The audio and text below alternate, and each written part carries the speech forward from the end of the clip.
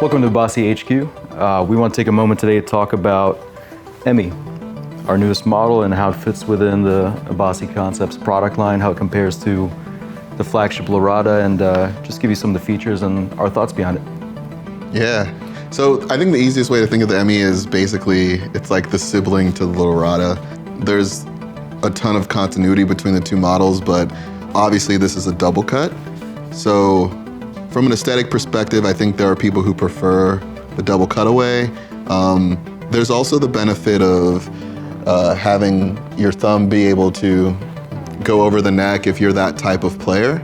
The biggest thing I think with having this upper horn is the ability for those guys who get up here and they want to have the thumb over for, especially for things like bending. The Lorata kind of encourages a more a playing style where you have your thumb in the middle of the back and neck, you get maximum reach.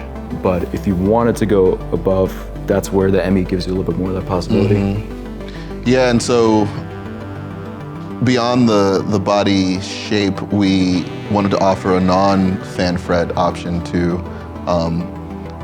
Especially, we're big fans of the Goto 510, but there are a lot of players who just have developed their muscle memory to be on, you know, a traditional straight fret guitar, and so maybe the Lorata wasn't for them in that regard. So we took that opportunity with the Emmy to add basically features that we saw requested but weren't already encompassed in the Lorata. We were able to throw the Goto 510 on there, which we think is a great bridge that gets you all the functionality of a floating trem without some of the complexity that might come from a different style of trem.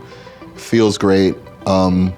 We also added a tone knob just to, in some ways, round out what doesn't exist with this guitar. I mean, this was, in some ways, it's not exactly minimal, but you know, it does a lot, but in some ways we wanted something super clean and took almost like a minimal approach to it.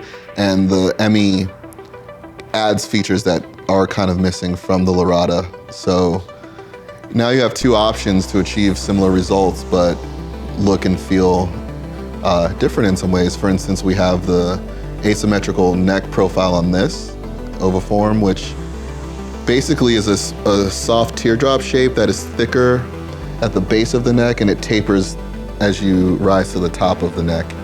And we just feel that from an ergonomic standpoint, it's super comfortable. It gives you more I don't know if it's leverage, but the purchase of your thumb in that lower half of the neck is fatter there, and it fills your hand in a nice way.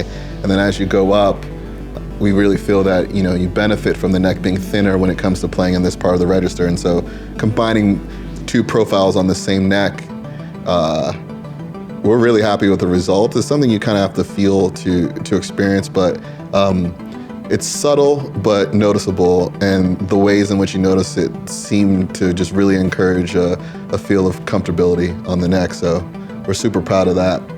Yeah, I think as you grip the neck, it kind of fills out the shape of your hands, quite comfortable. And then also, we took a lot of time to make sure that the cutaways on both sides really gave you access to everything you need. So being all the way up here, by the time my hand hits this part of the body, I have full access all the way up to the 24th fret.